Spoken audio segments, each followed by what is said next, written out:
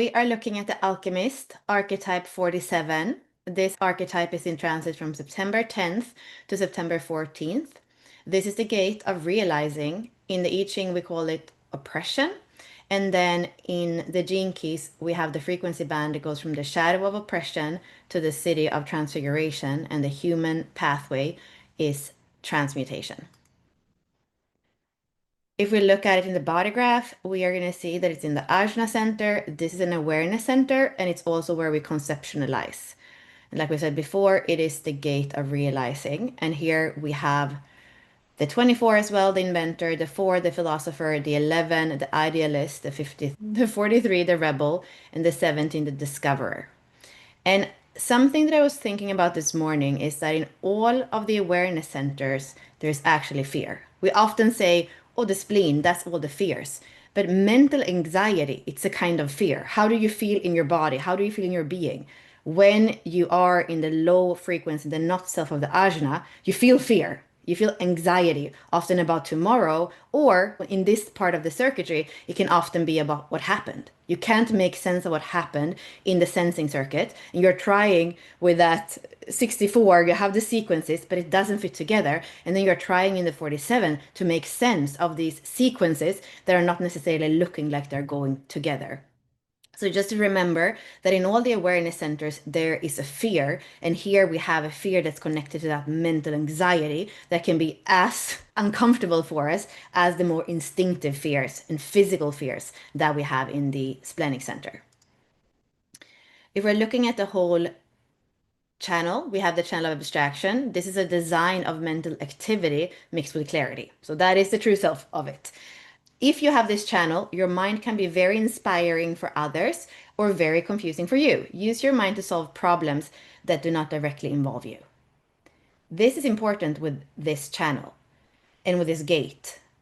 It's almost like the way out of this is to, when it feels that it becomes active, what you can do is to be, okay, thank you for letting me know this is just my mind. Whatever the 47 gives you, like, okay, thank you.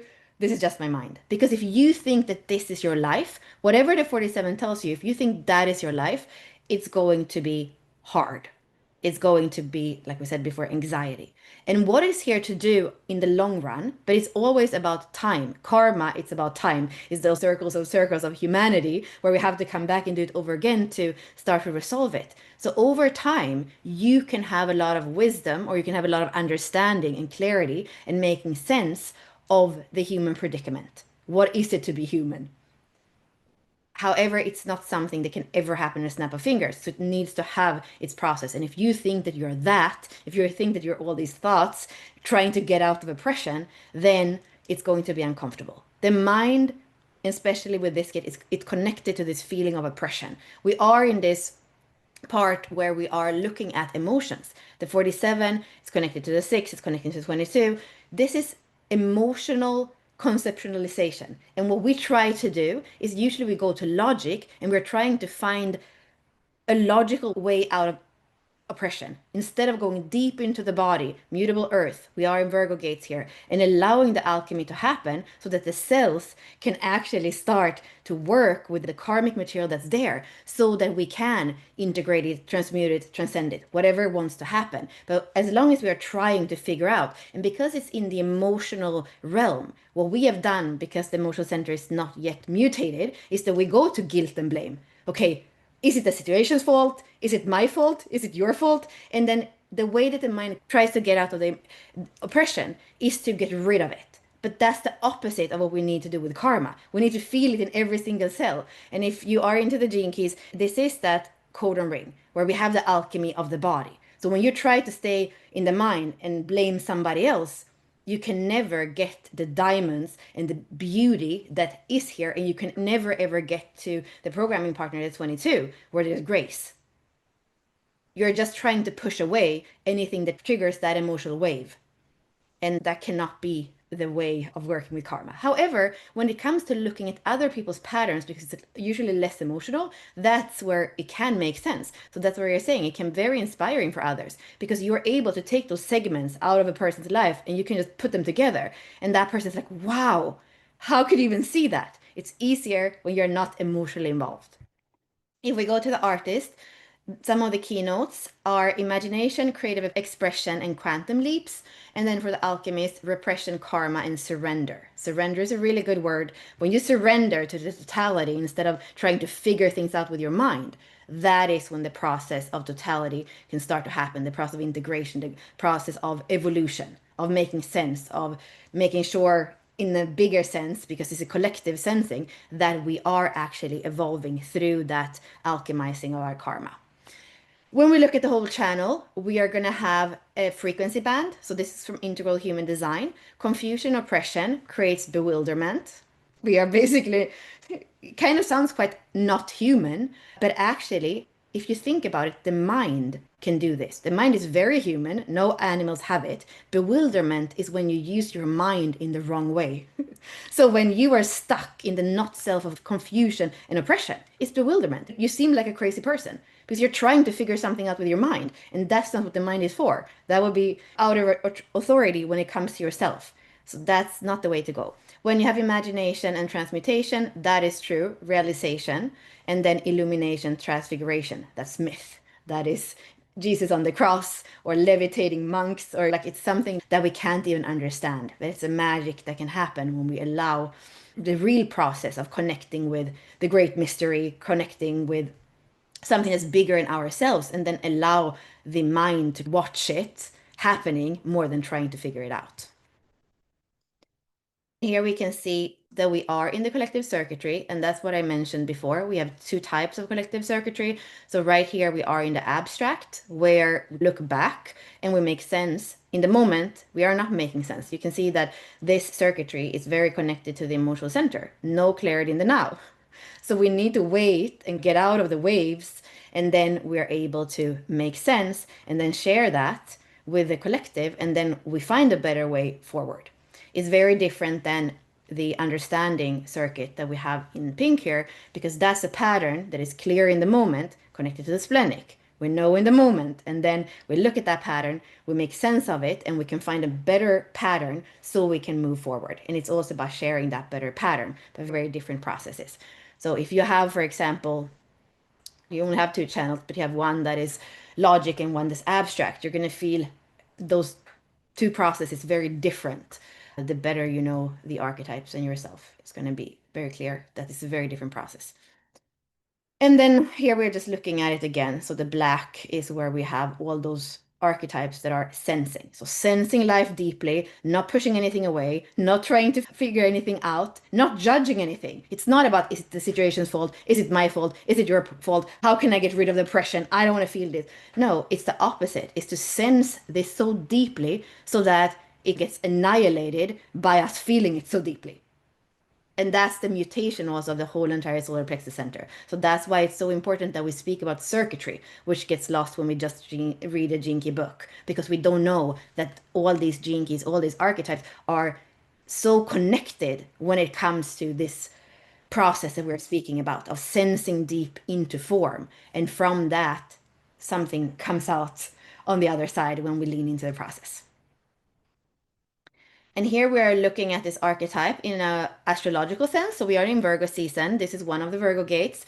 We can say it's a priest or priestess. It's a green man or green woman. This is mutable earth. So here it's always changing.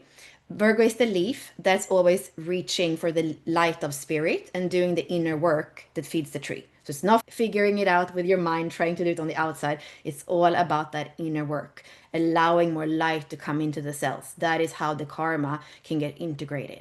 So it's all about our own cellular makeup and going back into that codon ring of alchemy.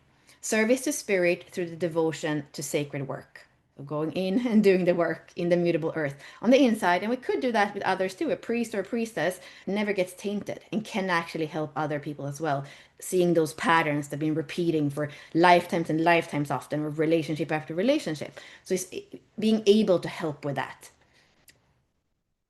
Looking at the astrology again, so if we have the 47 in Virgo on one side, on the very opposite side, we're going to have the 22 in Pisces. So those are programming partners. They're opposite in the wheels. They're also opposites when it comes to the hexagram structure. Wherever the 47 has a yin line, the 22 is going to have a yang line. So perfect example of having for each one of the lines both possibilities.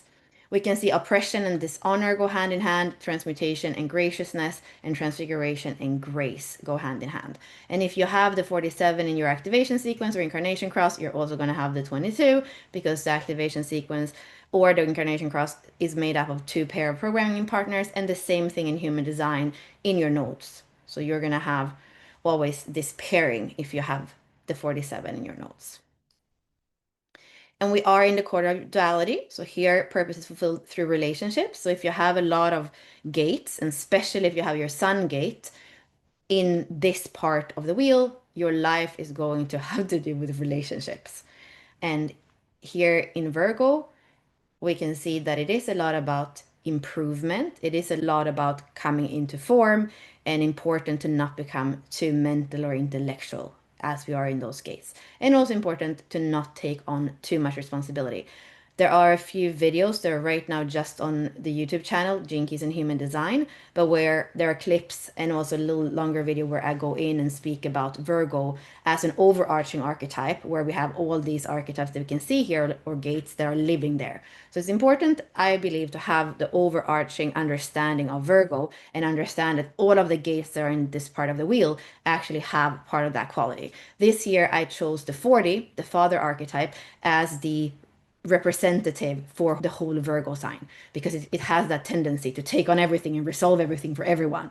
And it's here to improve, it's here to heal. It has that ability to be the priestess, to be the person that can have clarity and sees things clearly, but it's not to have to do it all by itself or to live from the mind.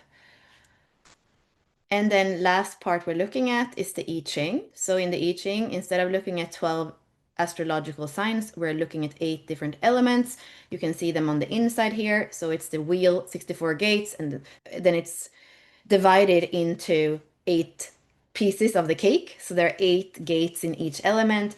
Here we have water, the other ones are wind, heaven, lake, fire, thunder, earth, and mountain. So in this case, where we are right now on the wheel, where we have this archetype, all of them are going to have water on the bottom. So we're at the end of that. So water on the bottom. And in this specific case, we're going to have lake on top. So that's a lot of water. Lake over water. Lake has the energy of the 58 because lake over lake is gene key or hexagram 58, and water has the energy of the 29 because the 29 is water over water. So we could say that the 47 is a combination of those two gene keys or those two energies. So that would mean that the shadow of oppression is dissatisfied half-heartedness.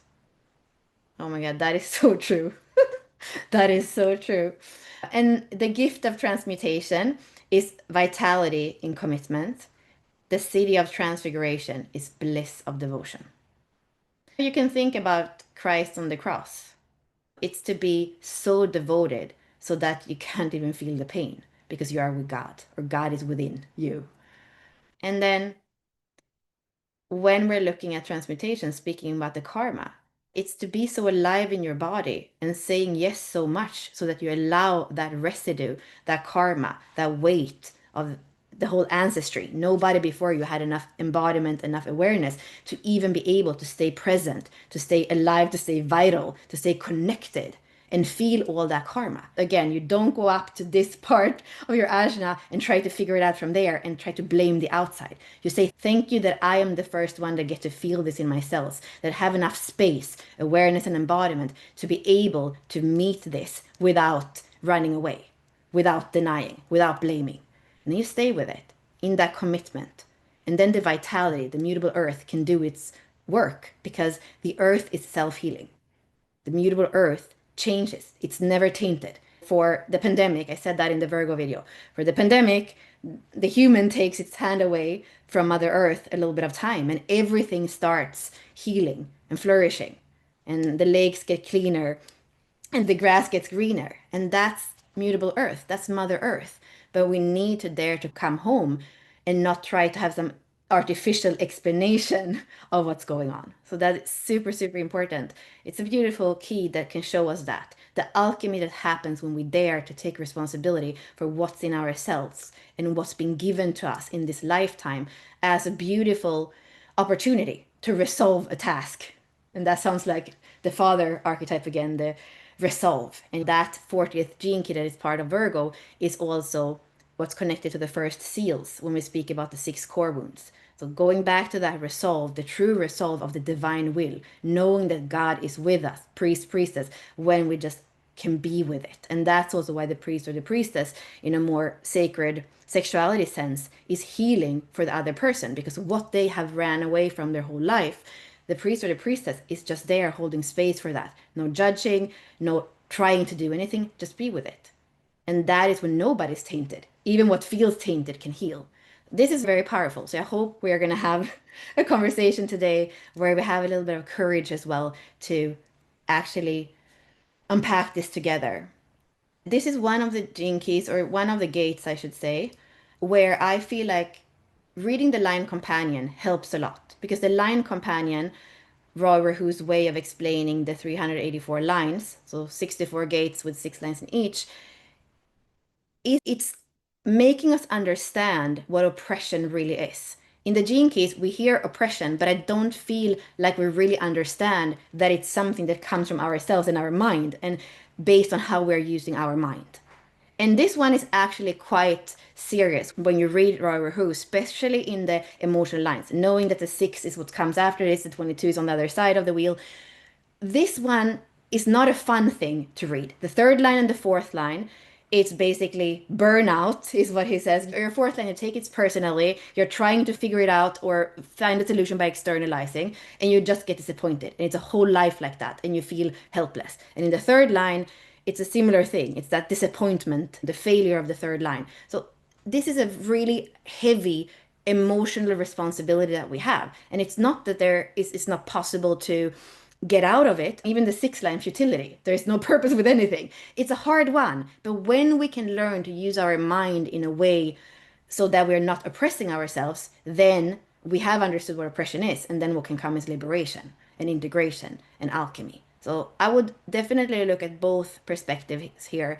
And actually, this is the same name in the I Ching. It's also the oppression. So it's been the same thing for thousands of years, and we still can seem like we haven't figured it out. And I think that this is similar. We were speaking about gate 4 last time and the misunderstanding of forgiveness. I think that we can misunderstand this the same way if we just go to transfiguration. So let's stay with what is, and especially with the functioning of the mind and also the emotional process of no clarity in the now. And often what we do with the 47 is that we are so pressurized to find a solution because we can't take the pressure. So maybe even better than oppression, we could speak about pressure. I need to get rid of the pressure. I need to make sense. It's somebody else's fault. And then I feel free.